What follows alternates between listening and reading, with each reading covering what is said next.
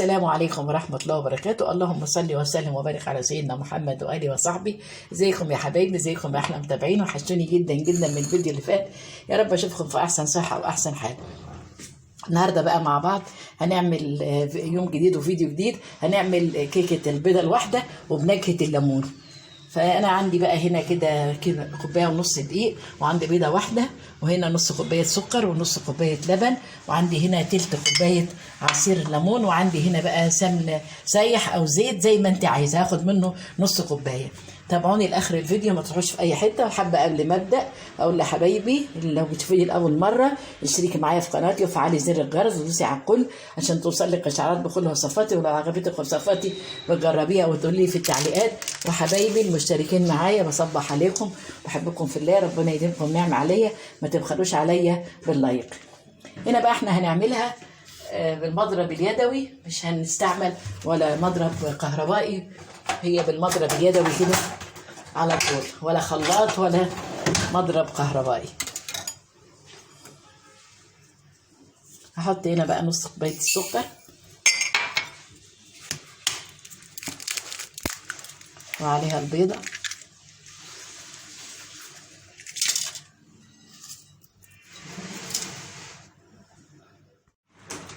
وهحط بقى هنا رشه فانيليا،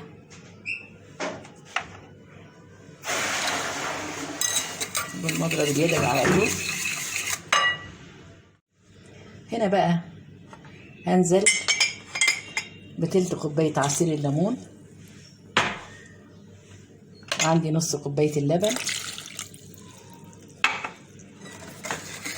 احاول بقى ادوب السكر في السوائل دي.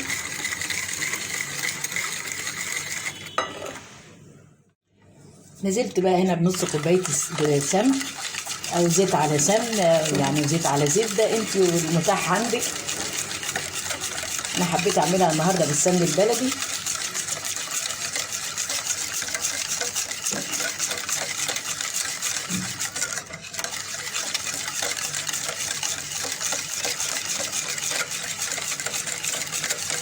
كده بقى انا هفضل ادوب في السكر لحد ما اطمن ان هو السكر داب خالص.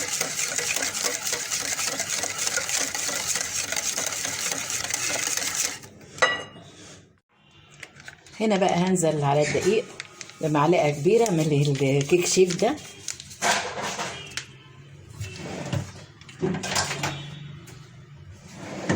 وهنا بقى هنخل الدقيق عشان الكيكه تبقى هشه، لازم تنخلي الدقيق مره واتنين. هنزل بقى ببقيه كميه الدقيق،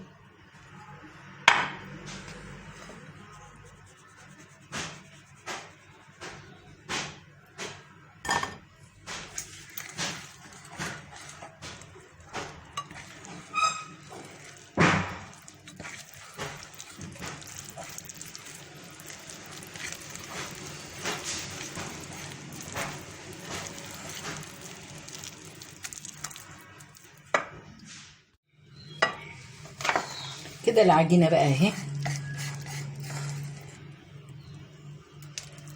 حطيت الدقيق، والدقيق بقى اختفى في المكونات السائله، وادي سمك العجينه اهي. هنا بقى عندي القالب ده مقاس 20، حطيت فيه سمن او زبده وبطنته بالدقيق. هنزل بقى بالكيكه فيه.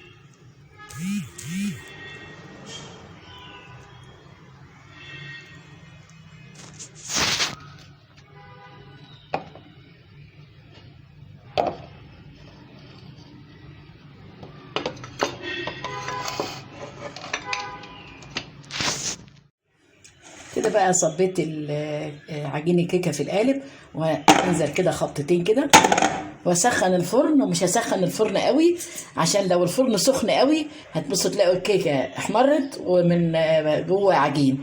فانا هخلي درجه الحراره كده متوسطه، وادخل الكيكه فيها على درجه حراره 180.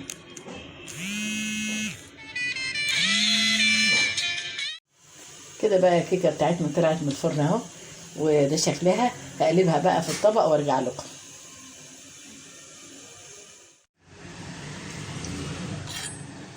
كده قلبت الكيكه اهي على الناحيه التانيه، واقطع منها خرطه كده.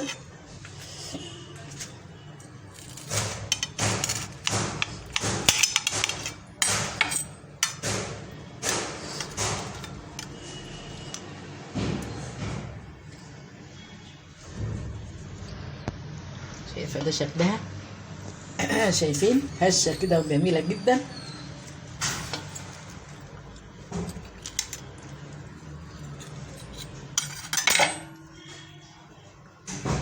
وريحتها بقى وطعمها في منتهى الروعه والجمال.